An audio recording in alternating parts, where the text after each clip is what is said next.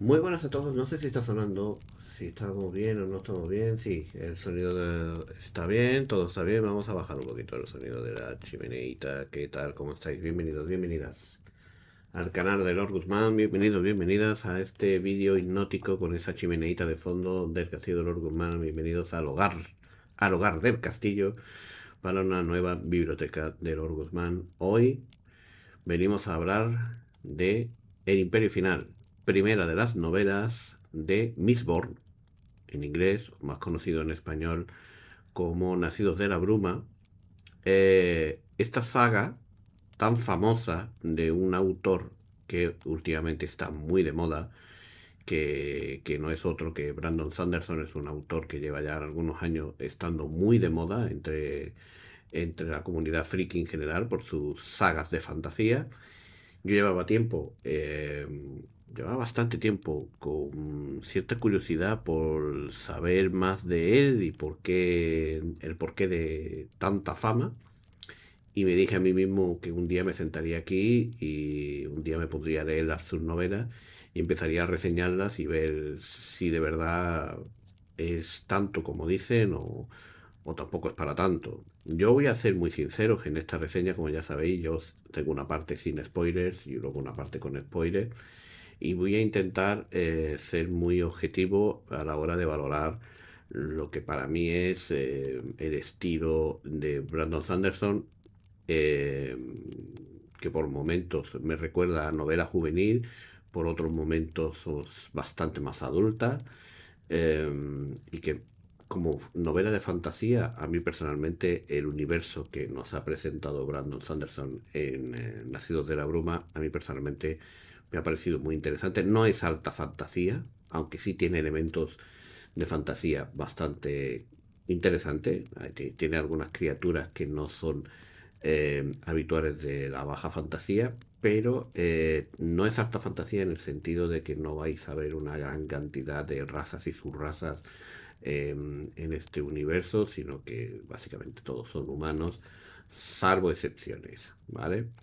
También tiene un sistema de magia muy particular que me costó, la verdad, tengo que reconocer que durante la lectura del Imperio Final me costó pillar, y aún así, todavía hoy día, me sigue costando pillar un poco el uso de cada metal. Luego intentaré definiros un poquito qué es esta magia que te presenta Brandon Sanderson en su novela que se llama La Alomancia.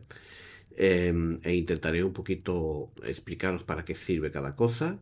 Es una cosa bastante curiosa, un sistema de magia bastante curioso que básicamente es ingerir ciertos metales y quemarlo con tu poder para obtener ciertas habilidades o lanzarlos y tirar de ellos para obtener dichas habilidades. En teoría los metales van en pares, de dos en dos, uno sirve para una cosa y el otro para su antítesis, y luego vamos a intentar un poco hablar un poquito de esto. Y también de unos protagonistas bastante carismáticos. A mí me ha gustado mucho el personaje de Vin, me parece un personajazo, que es la protagonista. Y también el contrapunto de Kelsier, que es el otro coprotagonista de la novela, al menos de esta primera novela, y del que no voy a hacer de momento spoiler de él, pues actúa como padre de Vin en gran parte de la novela y a mí me pareció un personaje muy interesante. Vamos a comenzar nuestra reseña poquito a poco, tengo aquí un guioncillo montado y os voy a ir un poquito introduciendo en él, porque ¿qué te dije? ¿Y si te dijera que esta historia no va de derrotar al villano, aunque realmente sí? Va de un mundo donde el villano ya ganó en su momento. Y ganó hace 1000 años. Nadie ha podido derrocar a ese villano desde entonces. En el Imperio Final, la primera novela de Nacido de la Bruma de Brandon Sanderson, eh, vemos una historia de un mundo donde vamos a ver las diferencias sociales muy marcadas entre dos estratos de la civilización, la nobleza, y luego por debajo de ellos estarían los esclavos, los criados y la gente pobre y humilde, que en este caso se llaman los ska. Aunque también vais a ver que también están los terrisanos, que es otra raza de este mundo, en la que en esta novela a lo mejor hablamos menos de ella, pero son importantísimos. Sobre, en particular uno de los terrisanos, Sasset, que actúa a las veces de mayordomo de Bean en gran parte de la novela, es uno de los personajes más importantes de la propia novela. Este es un mundo, además, donde algo sucedió en el pasado del mismo, en el momento en el que se alzó con el poder el Lord legislador. Desde que aquello sucedió, el cielo cae en forma de ceniza, es decir, hay como tormentas de cenizas durante casi todos los días. Esto hace que las plantas apenas sobrevivan. La mayoría de los campos necesitan de mucho cuidado y de mucho mimo para que se pueda criar algo de vegetación. Esto hace que la supervivencia pues sea más complicada y donde además cada noche que pasa una bruma, una niebla, lo cubre absolutamente todo. Una niebla que dice que está habitada por espíritus, por demonios, según la tradición oral, y como que los ska piensan que hay como algo malo y que vive allí. Sin embargo, hay una serie de personas especiales que pueden entrar en la bruma con sus capas y hacen de la noche su hogar. Estos son los nacidos de la bruma. Pero ya hablaremos de ese concepto más adelante. Este mundo en concreto está gobernado por el Lord Legislador. Es un emperador inmortal que todo el mundo considera como una especie de dios, porque no puede morir, y que se alzó con el reinado hace 1000 años. Él evitó la destrucción del mundo en teoría bajando al pozo de la ascensión y surgió del mismo pozo alzado como un ser inmortal y extremadamente poderoso. Por tanto, no es un rey normal, es como un dios para su pueblo, pero también un tirano en el más absoluto de los conceptos. Como ya he comentado, la sociedad está dividida en los nobles, que tienen todo el poder y todos los privilegios, que viven en sus torres.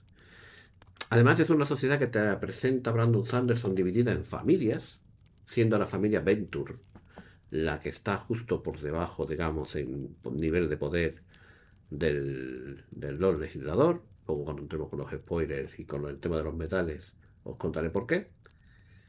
Y el resto de familias que, digamos, controlan pues, cada apartado de la sociedad de este mundo. Y por debajo de todos ellos se encuentran los ska, que son esclavos, sin derecho absolutamente a nada y totalmente sometidos por el poder del Lord Legislador. La novela realmente va de una rebelión, pero no de una rebelión cualquiera, de una especie de plan maestro, un plan imposible, que hace que en muchos momentos de esta novela a mí me recuerde a las típicas películas de Oceans. Habéis visto Oceans 11, Oceans 12, etcétera, etcétera. Típico plan imposible para robar una bóveda. Pues esta novela tiene mucho de eso. Los personajes, como os he comentado, la protagonista principal es Bean. Bean es una chica adolescente, joven, de cabello oscuro, que tiene un pasado también un tanto extraño. Ella es una chica ska. Vive o sobrevive, mejor dicho, en las calles. Está dentro de un gremio de ladrones. Y con él, digamos, ha aprendido a no confiar en nadie. Más bien se lo enseñó su hermano. Y de la peor manera posible. Y tengo que decir que es un personaje que yo el primer capítulo que la leí, en un principio pensé que era muda, hasta que empezó a hablar. Y luego me di cuenta de que era un personaje mucho, con unos matices mucho más interesantes de lo que en un principio quería mostrar Brandon Sanderson, o al menos creo que lo hizo así queriendo, para que tú fueras descubriendo con ella un poco la evolución de este personaje. Un personaje muy, muy, muy chulo. Uno de estos que vais a ver crecer delante de tus ojos conforme vas pasando las páginas. Otro de los protagonistas, como os he comentado, es el superviviente, como le denominan, que se llama Kelsier, que es carisma puro y duro. Ese típico personaje sonriente, provocador, peligroso y con un pasado doloroso. Él es el líder de la rebelión, él es el que va a montar todo el plan maestro para que el imperio final caiga y o no, porque eso ya lo contaré en los spoilers, y es digamos, el pegamento de todo el grupo. Él es el que une a Bean a su propio grupo de ladrones. Un grupo de ladrones muy curioso, una banda muy, como he dicho, muy a los Ocean's Eleven. En la banda tenemos a Doxon. Doxon es el cerebro de la propia banda. Es aquel que va a preparar todo lo necesario para que el plan salga adelante. Desde llevar a la gestión del grupo, la economía del grupo o incluso los lugares donde el grupo se va a refugiar. Brisa, por su parte, es un manipulador emocional. Ya hablaremos de ello en la magia. Es un tío carismático y que consigue que la gente haga cosas para él, pero gracias a su poder. Ham es un guerrero, es la fuerza y la filosofía de este grupo y es el líder militar. Y luego tenemos a Fantasma y tenemos a Krups. Fantasma es un observador y Krups, digamos que es un conseguidor, consigue cosas para el grupo, consigue lugares donde poderse refugiar. Él no gestiona como Doxon, pero sí consigue gente, consigue almacenes, consigue lugares donde el grupo puede refugiarse. Y no os he hablado de Sasset, que es un amigo de, de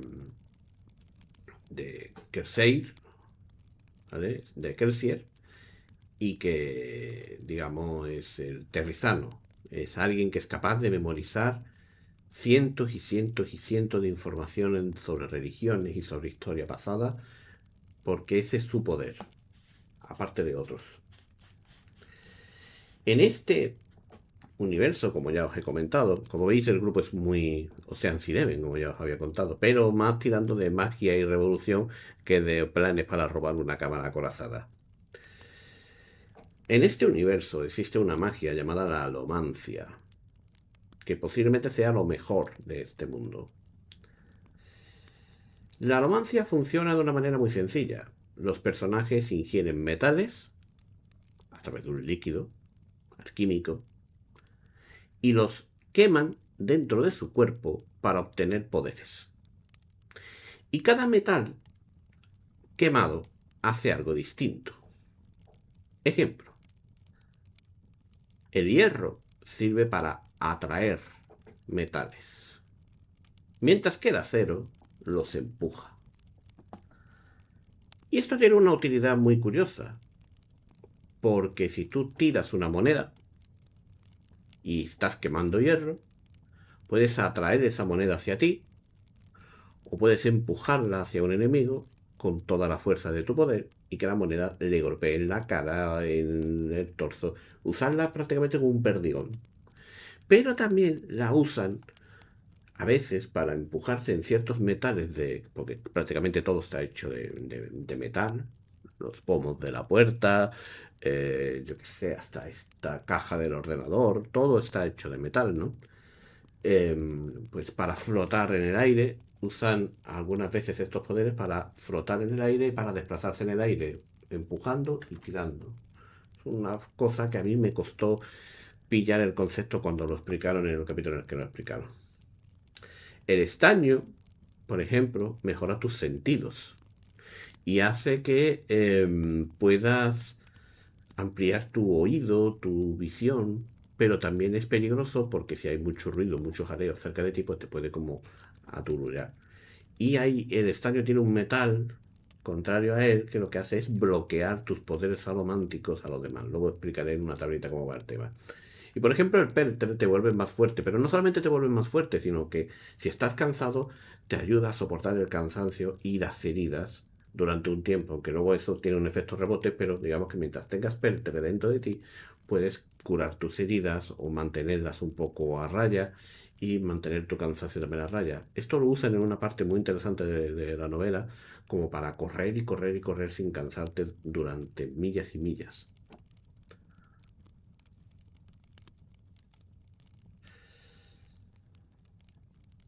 Hay, por lo tanto, tipos de usuario. Realmente en este universo te cuentan de varios tipos, pero digamos que están divididos en clases.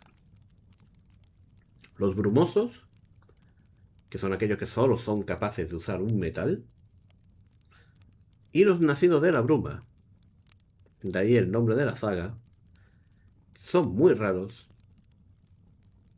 y muy poderosos, porque ellos pueden usar absolutamente todos los metales. Este libro no es un libro de acción única y exclusivamente.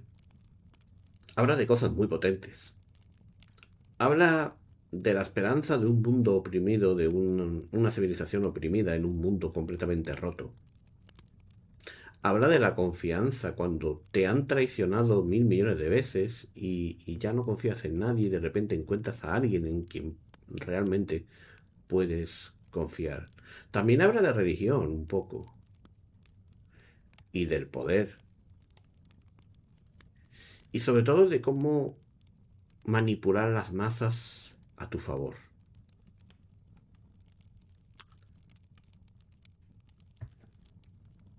Todos estos temas se tocan de una manera muy inteligente en esta novela. Solo hubo una cosa que no me terminó de convencer de ella, lo hablaré más adelante, que fue el tema del trato, de cómo se trata en esta novela el tema de la sociedad de la nobleza. Pero el resto está muy, muy, muy bien tratado y son temas muy, muy adultos y por eso digo que esta novela no tiene casi nada de juvenil, ¿vale? Sí es cierto que bajo mi punto de vista el libro funciona increíblemente bien. El libro tiene un ritmo perfecto, personajes de estos que se te van a quedar grabados en la cabeza y que te va a costar tiempo olvidarlo, que les vas a coger cariño.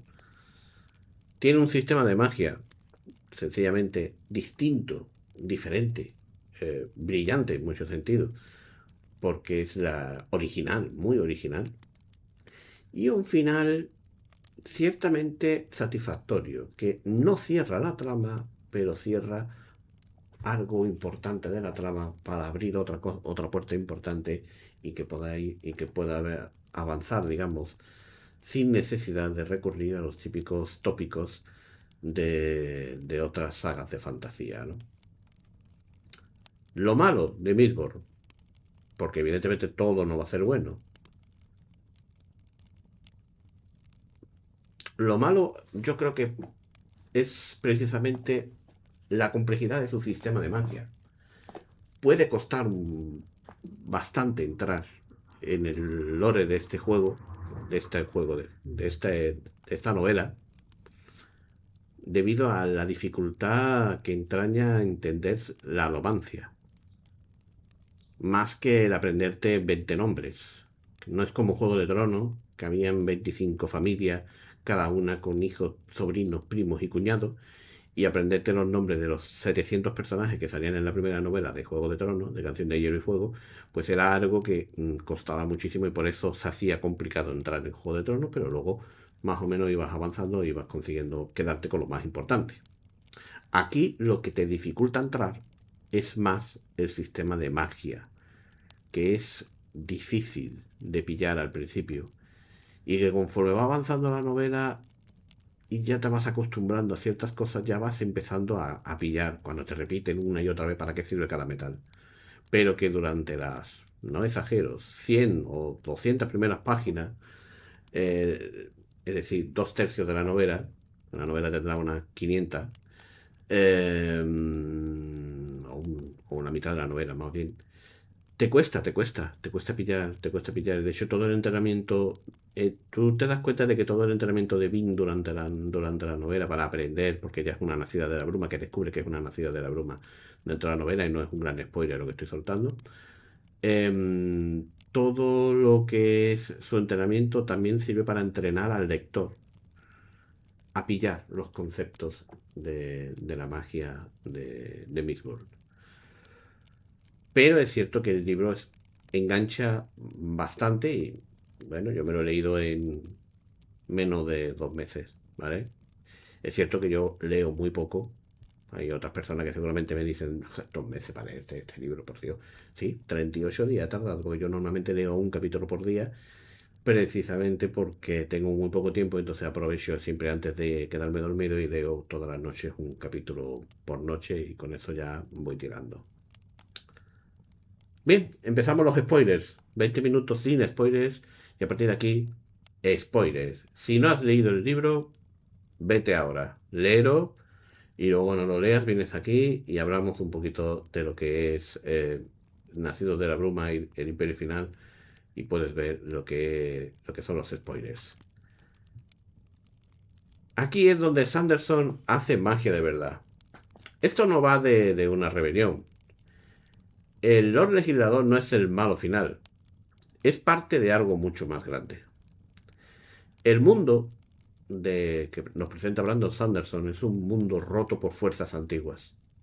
Y lo que parecía una historia de un robo, de un metal en concreto para la romancia, uno de los más poderosos de todos y el más caro de todos los que hay, que es el Atrium,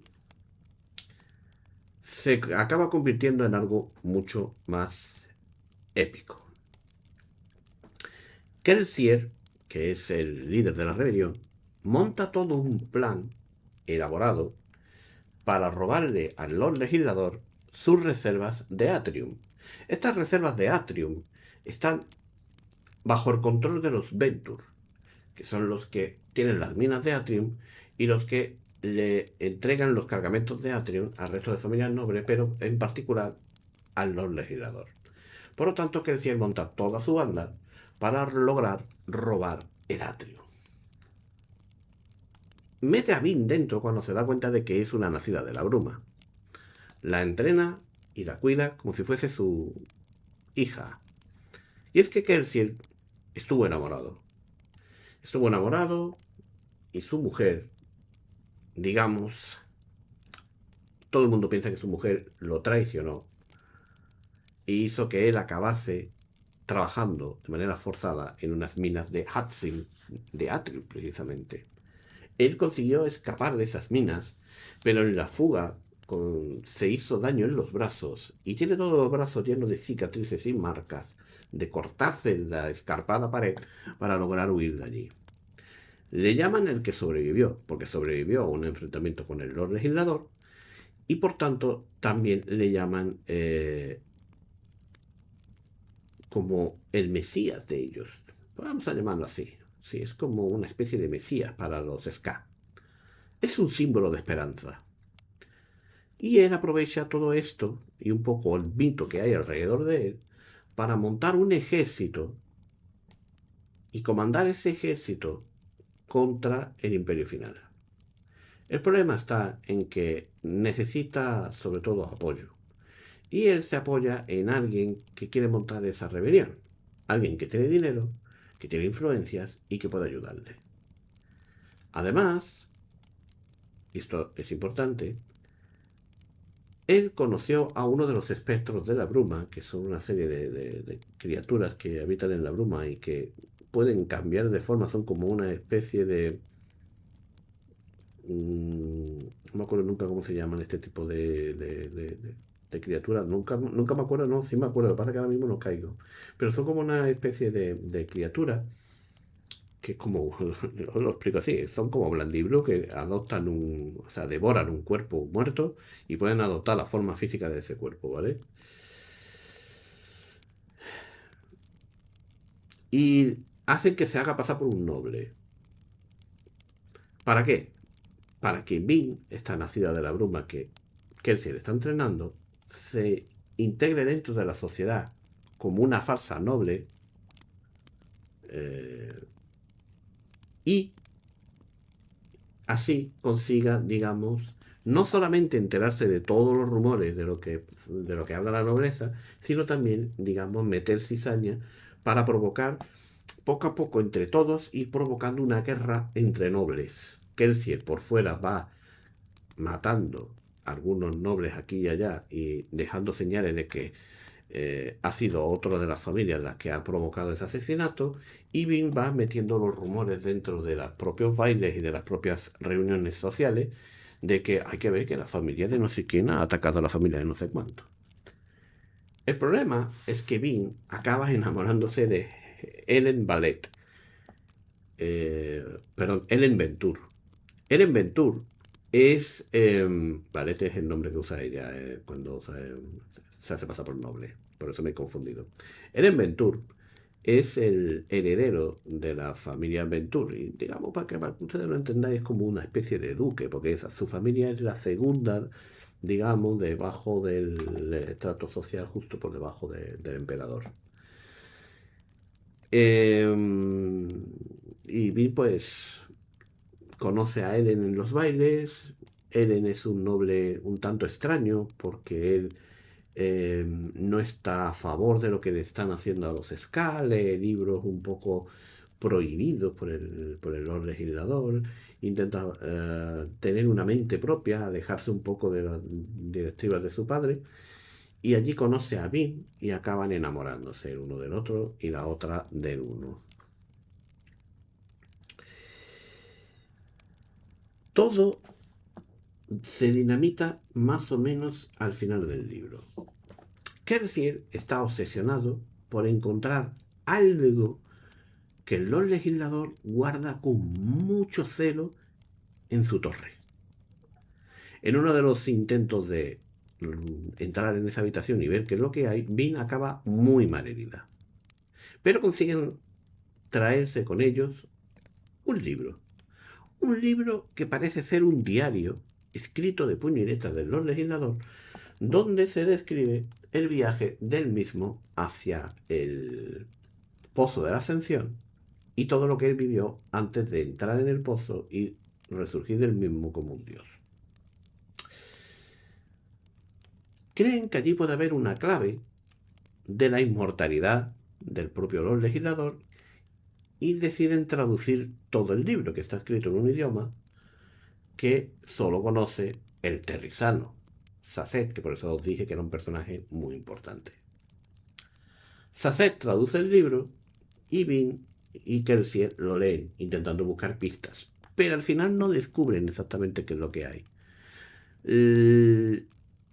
Kelsier, por una parte, piensa que el 11º metal es ese que va a hacer que puedan derrotar al Lord Legislador. Pero al final de la novela resulta que el Lord Legislador estaba mezclando la alomancia más la magia de los terrisanos. Una magia un tanto distinta, es una especie de magia alquímica distinta a la alomancia, que hace, en lugar de ingerir el metal para luego quemarlo y usar sus poderes, digamos que tienen que tener contacto físico con el metal en su cuerpo, pero no ingerido, a lo mejor un zarcillo, un collar, y hacer una especie de magia rebote.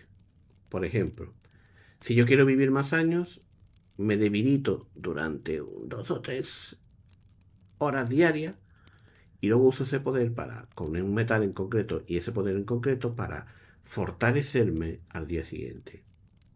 Eso es lo que estaba usando el Lord Legislador durante 1000 años, con dos metales que tenía clavados en sus brazos, para ser inmortal.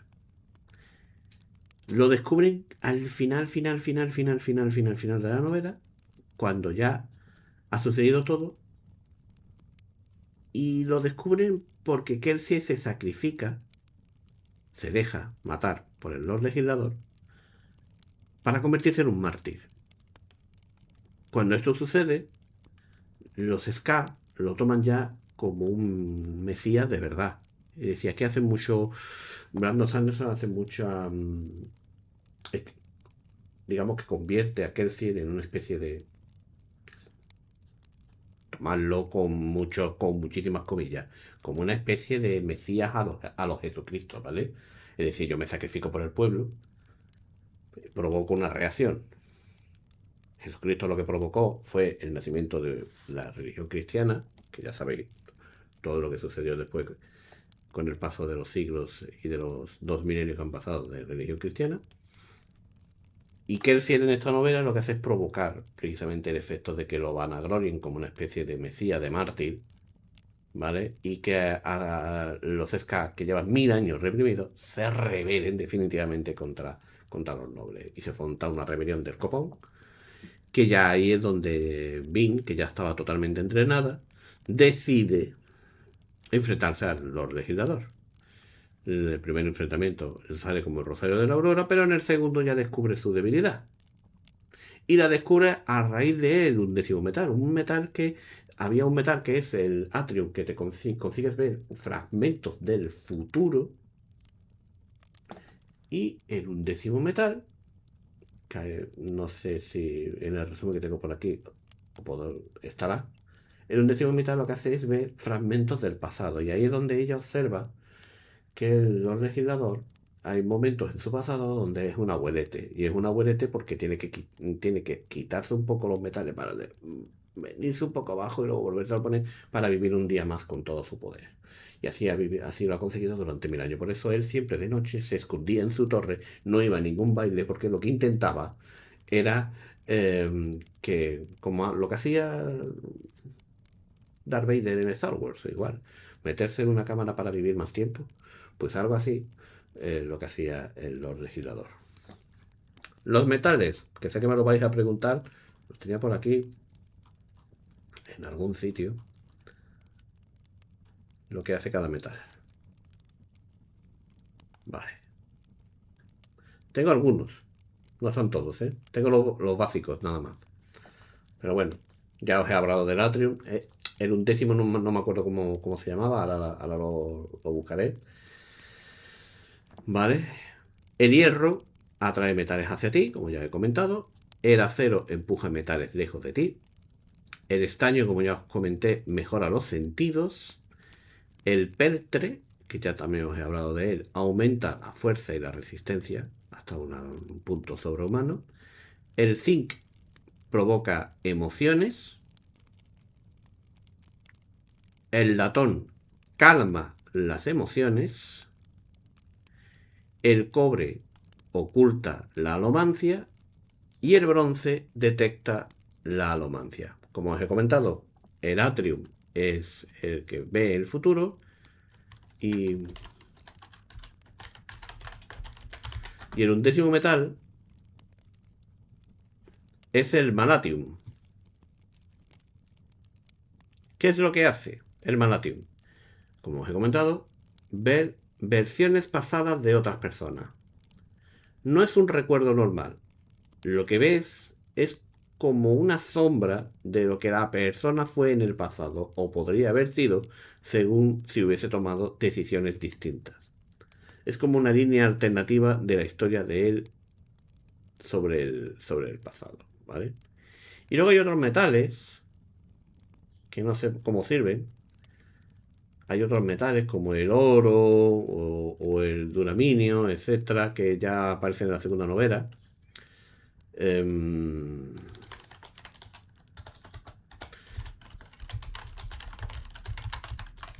El oro, recuerdo que también tenía un pequeño uso,